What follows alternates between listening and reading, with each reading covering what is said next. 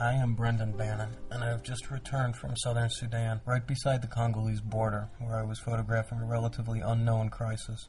The rebel group, the Lord's Resistance Army, or the LRA, have been attacking villages, killing people, kidnapping children in the northeast of Congo, and also within Sudan. Following a military offensive against them, the LRA attacks intensified against civilians. Tens of thousands of refugees thus fled and crossed from Congo to Southern Sudan. There are also thousands of displaced Sudanese.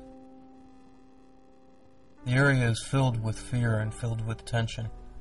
Most of the people that I saw who had sought refuge had a real look of trauma on their faces, and in their eyes and in the way that they held themselves. You could just see it.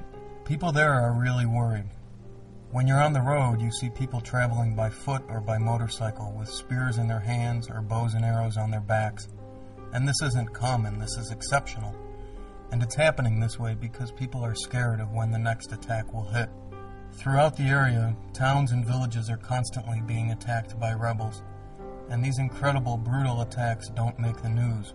They should, because what's happening there is a catastrophe for these people. There are scores of people who have been kidnapped. There are families that have been completely ripped apart. Family members abducted and enslaved. In the small villages surrounding Yambio, there were always reports of attacks. Every day I would hear that people had been captured the day before. I also heard first-hand reports of people being killed. There seemed to always be refugees arriving from Congo. Around Yambio, MSF is supporting the communities with mobile health clinics. They're also providing medicine and other support for local health structures in South Sudan. Wherever there are large gatherings of people like this, there's always the danger that diseases can break out. To protect people, the doctors and nurses of MSF are conducting measles immunizations in some of the small communities and in the refugee camps. People are still displaced and are living outside the refugee camps.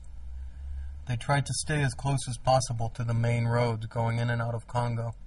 They may want to make short trips in to find relatives that have been captured or kidnapped. They may just be waiting news to find out if loved ones are alive or if they're dead. There is suffering that you cannot see. You know, these people have lost all that they're familiar with. They've lost the footpaths, the smell of morning, the knowledge of where to collect firewood, the streams or the boreholes where they would go to collect water in the evening and see their friends and talk about the day's news. They don't have those simple things anymore. In some places, they have been given land.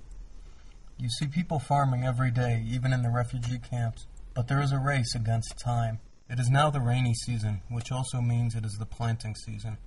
So with all those families chased away from their farms, they face the risk months from now of not having enough food to eat. People are terrified to go back home, and with good reason. They've watched their friends and relatives get slaughtered, and the attacks are still ongoing, even in Southern Sudan. And some simply can't go back. I met a teenager, paralyzed years ago, whose family was killed. He was carried out of the bush and across the border on the back of a neighbor's bicycle. Now he's surviving from the kindness of strangers alone. One man who I had met was waiting in line at a food distribution. He had just arrived the day before, having fled from Congo. His village was attacked and 2 of his children were abducted. And I remember, he said, "I don't know what kind of father I am. What kind of life am I living that I can lose my 2 children like this?" MSF was working across a broad stretch of the border area. In another district, a town called Nyori, there was another refugee camp where MSF had set up medical care.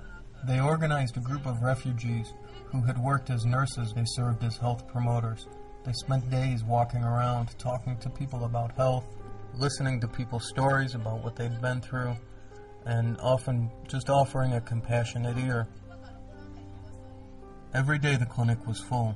There were everyday injuries that needed tending to. There were kids with malarial fevers, pregnant women, and newborn children.